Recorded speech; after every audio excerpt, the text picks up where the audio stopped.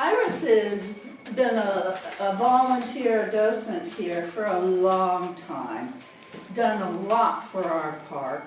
She helped with choosing the artifacts and to tell the story of Charmian London and Jack London here in the museum. And she is a Jack London scholar and Charmian London scholar. In fact, she is the most scholar of Charmian.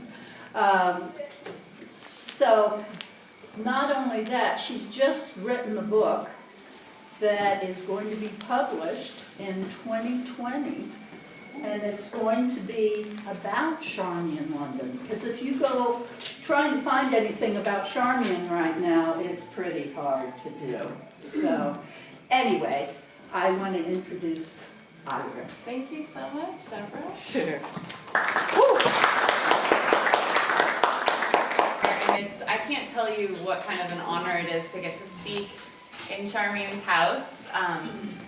Many of you who know me know that I first became a writer because of a field trip I took to Jack London State Park when I was in 6th grade. My wonderful teacher took me here, and I'd always been a writer. I just didn't know that you could actually do that for a living. And so when I came to the park and I saw Jack London's, this is before there was a cottage finished, and I came into this room and saw the artifacts, and I thought, wow, you can just travel the world and be a writer, and so that's what I decided to be. So thank you for coming today. I'm going to be talking about the history of the Happy Walls, the house that you're in right now. And I'm going to be talking about artifacts in the Trailblazer exhibit. So some of it will be, I'll be reading aloud what I've written, because these are parts of my biography. Right now it's called What Comes from Joy, the Charmian Kitteridge London, More Than Jack London's Wife. That may change, you never know. But it'll be out from University of Oklahoma Press by spring 2020. It's in production. Okay, so welcome to the House of Happy Walls. This is a house made of stone. It was meant to last hundreds of years. It's a house built by a strong woman to represent the adventure of her life. Charmian Kitteridge London always intended the structure to be used as a museum after her death. And I think she would be really happy today with what we see around us, what the park's done with the place. I hope you get a chance to look around at the exhibits. Today I'd like to tell you the story of how Charmian came to live in the house with Happy Walls, as she called it. And I want to tell you the story of some of the amazing artifacts that make up the Trailblazers exhibit, and that's the exhibit you see up here on the top floor. More specifically, I want to talk about when Charmian went on one of the first adventures of her life and the role photography played in her experience. So after Jack London died in 1916, the Beauty Ranch Cottage, which is just over the hill over there, it's now another museum, where she lived, became filled with memories of her husband. They had lived there since they returned from the 4-horse trip. That's a trip they went on in a wagon up and down the coast, up the coast of California, up to southern Oregon and back down. And they were gathering information for Jack London's book, Valley of the Moon, which she helped write a few passages of, but that's a whole nother talk. Originally, Jack and Charmian had planned to only live in that cottage until their dream house, Wolf House, was completed. But weeks before they were to move into their home, it sadly burned to the ground. Jack's presence was everywhere in the cottage. She had watched him die there. The walls of the old farmhouse were thin, and a chill crept in with the foggy nights and mornings. She found it to be, quote, damp and grave-like. Charmian also dreamed of creating a place like a museum where she could remember Jack and where others could learn about their amazing life together. She began to make plans for a new home, dreaming of a house that was all her own. As she wrote to her friend Anna Strunsky, she imagined her new house would be, quote, not Jack's, not another's, my own expression of myself and the life I seem led to live. It's quite wonderful, this new self of mine. Sometimes I think Jack would have liked this new, real me. And after Jack died, Charmian had changed. This change had been happening for years, though. She'd begun to see herself as a writer aboard the Snark, the small yacht that she and Jack and their crew traveled on through the South Seas when she wrote her first book, The Log of the Snark, which many in this room are reading right now in my class. And then again on the Dirigo, a 3,000-ton windjammer made by the Seawall shipping family that they took from Baltimore around Cape Horn to Seattle. She took travel notes on that trip as well, intending to make that into a book that you can see her pictured at her desk working on. This is so fun, all the artifacts are right here. You see her, that photo in that exhibit on the left-hand side is her at her desk, which is in this room. It was taken by Hansel Meath around 1943, and that was her working on the Log of the Dirigo, trying to pull it together. But it was never published, although a part of it was published June 2017 in Feminist Studies. She'd since also published another book, Our Hawaii, about the time she'd spent in Hawaii on the Snark, and then also in subsequent visits. And she also published another version of that called Our Hawaii Islands and Islanders, which included essays by Jack London about their experiences in Hawaii. And she revised Our Hawaii into more, so that it contained more cultural information about the Hawaiians she'd gotten to know when she was actually traveling back to Hawaii on several occasions after Jack's death. And she had also begun to work on her biography at this point, The Book of Jack London, which is a 2-volume book of a biography she wrote about her husband. So to make this house, she enlisted the help of San Francisco architect Harry Merritt to draft plans for her new arts and crafts style house. She wanted it placed a half-mile away from the farm cottage with its view of the shepherd bungalow and the surrounding fields. It would perch instead on a ridge overlooking Sonoma Valley. In the Sonoma Valley, where summer temperatures rise to the hundreds, fires are always a risk and happen frequently, as we so recently have experienced and are experiencing now. Fire had already taken much from Charmian. Her happy childhood home and family life at the American Hotel in Petaluma, where she lived with her parents, and Wolf House. Her terror of fire drove the exterior design of her new home that she wanted constructed out of volcanic stone with steel windows so that it would, quote, never burn. And you can see how solid this structure is. Charmian oversaw every detail of the building of this house. By June, she and Merritt had agreed upon the plans, and she stood by proudly as the foundation was poured. A 2-story rectangular house with large stone porches and a porte-cochere entry. The bottom floor entrance hall opened into a large living room flanked by 2 window alcoves where she could comfortably sit and read. She requested a huge fireplace like the ones they had built in Wolf House, inspired by those they had viewed in Robert Louis Stevenson's home on the island of Apia. She even used Stevenson's set of china, purchased on the journey, as a way to design the colors in the kitchen and dining room. Alongside the fireplace were doors leading to guest quarters. The downstairs included a window, bright dining room with a majestic view of the Sonoma Valley. An indoor fountain splash of water furthered the connection to nature. And you can see downstairs it's still there. The fountain is there. It's just covered up, but it's where you see the round cover. An adjoining kitchen and butler's pantry secluded from guests. Charmian also set aside space off the living room to celebrate her husband's life and work. She planned to fill the floor-to-ceiling bookcases with first editions of his writing and favorite books, along with other mementos. It would be a shrine for guests to appreciate his achievements. And now it is a bookstore where you can buy his books. I think she would love that. Upstairs, where we are now, were 2 rooms, one of which was a clippings and albums room with a built-in desk and a closet filled with drawers and bins. And you can now see if you go, it's that closest bedroom on the left-hand side, the closest room, and there's a fold-down desk, and that's where she would sit.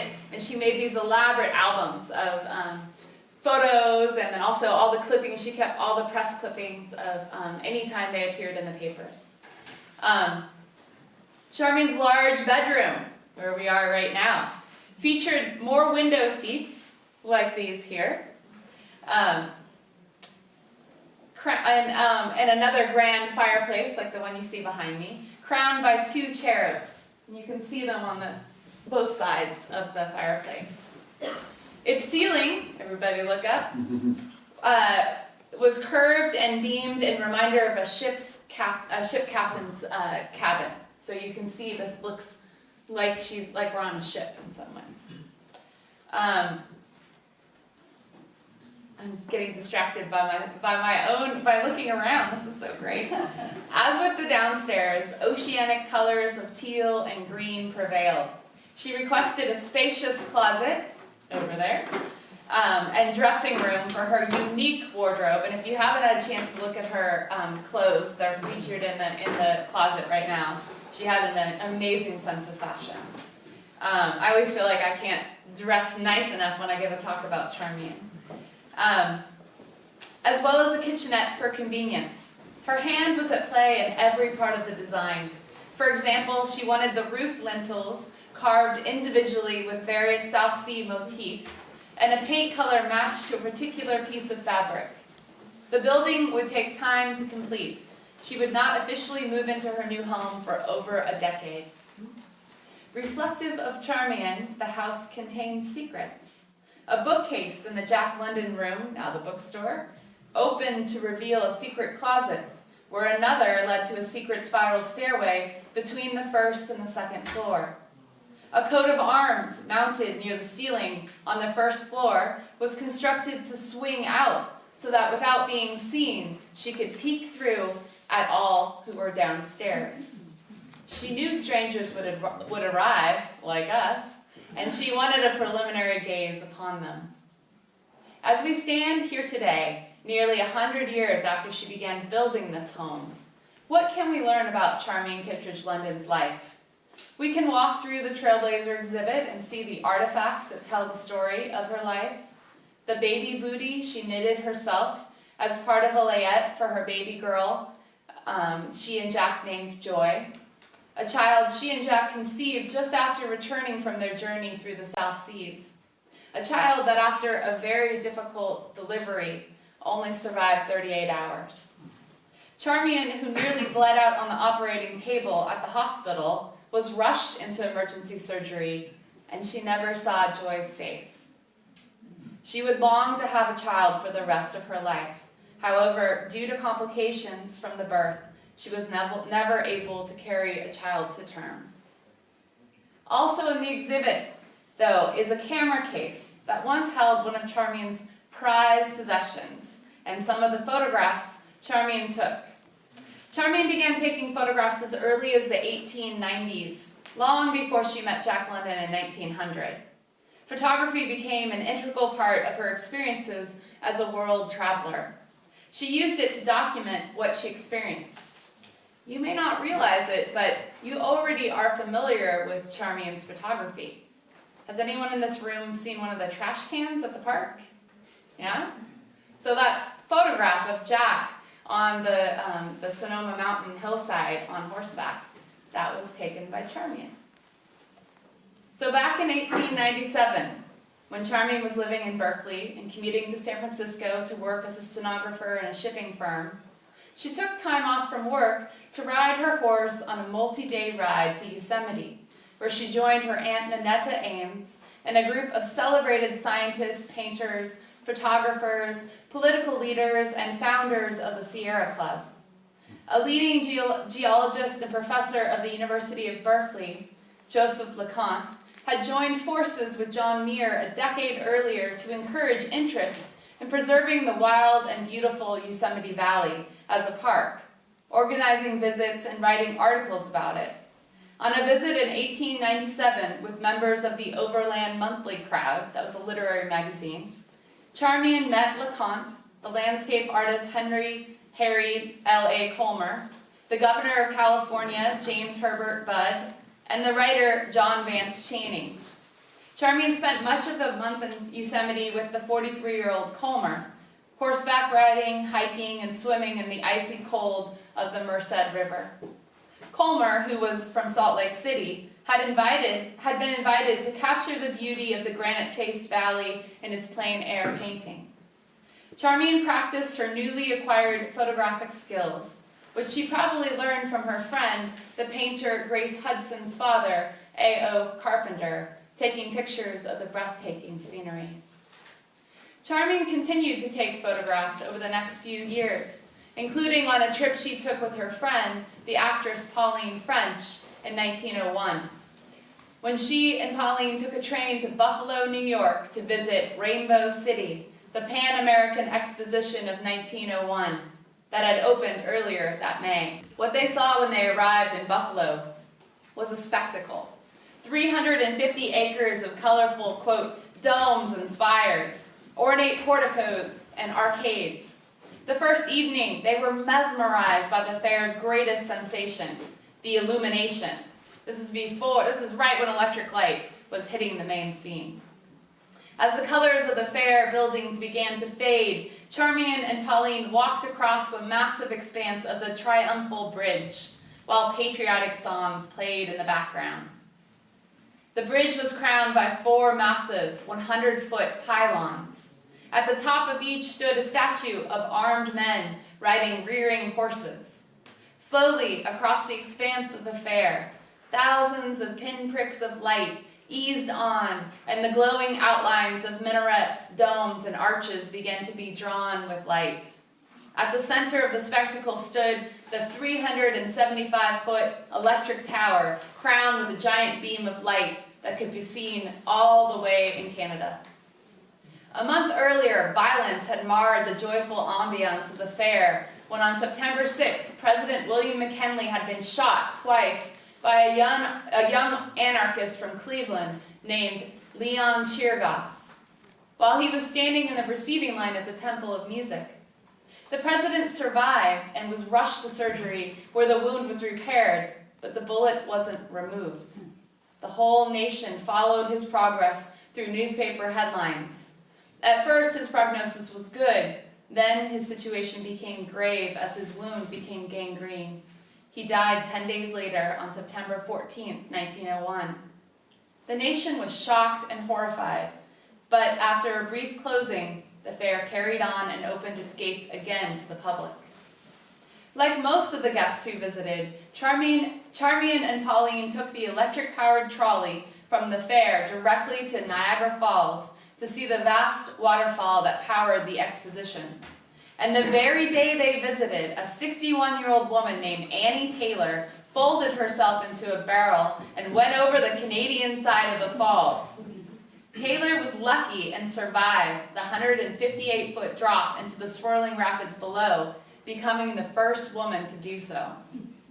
Charmian and Pauline must have heard word of the tremendous feat as they visited the American side of the falls. But she doesn't say anything about it in her diary. It kills me.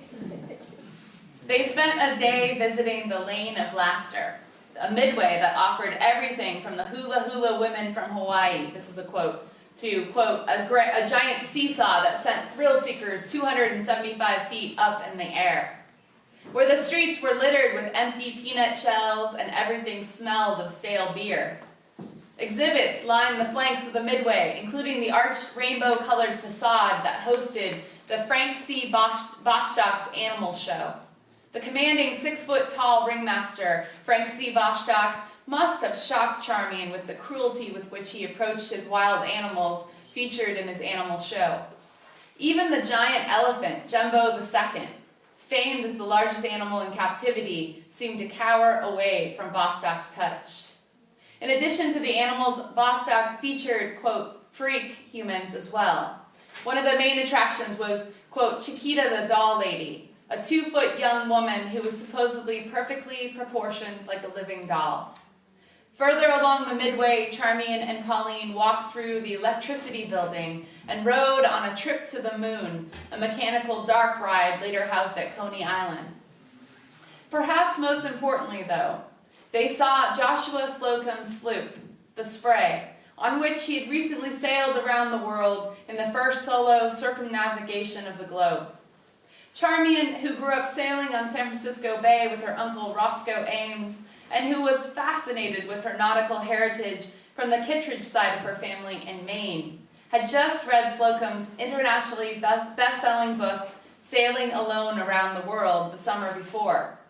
Later, she would introduce it to Jack London, planting a seed that would eventually grow into a voyage around the South Seas. Charmian, who was returning from her first trip to the East Coast and a 6-month tour of Europe, approached the fair with the same vigor and desire to document it that had animated her earlier travels. She took photographs of all that she saw and collected them in her scrapbook.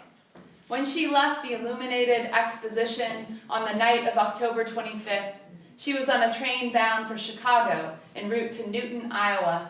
Before she boarded the train, she embraced her dear friend Pauline, who was returning to New York City. How beautiful the fair buildings must have looked, shimmering like jewels in the night as she sped westward. What a universe she had discovered in this past year. How her appetite for travel grew inside her.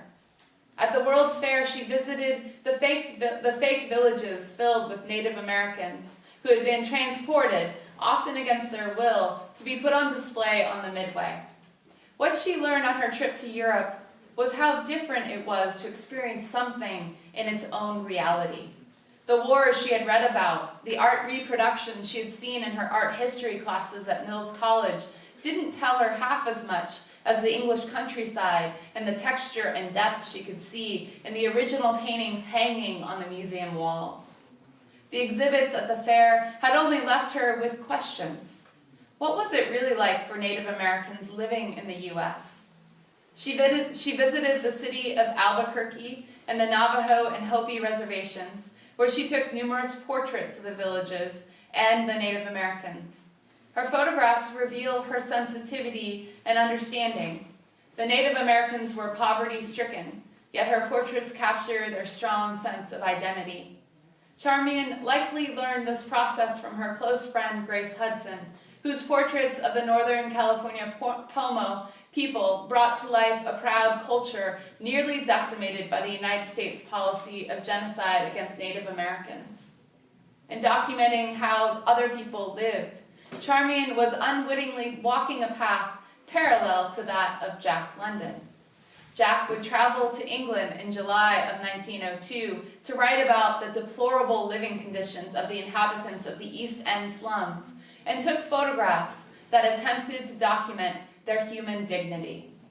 His book, written about his experiences, The People of the Abyss, was published in October 1903. One of the many things that Jack and Charmian would find that they had in common was a desire to discover, from as many different perspectives as possible, what it means to be human.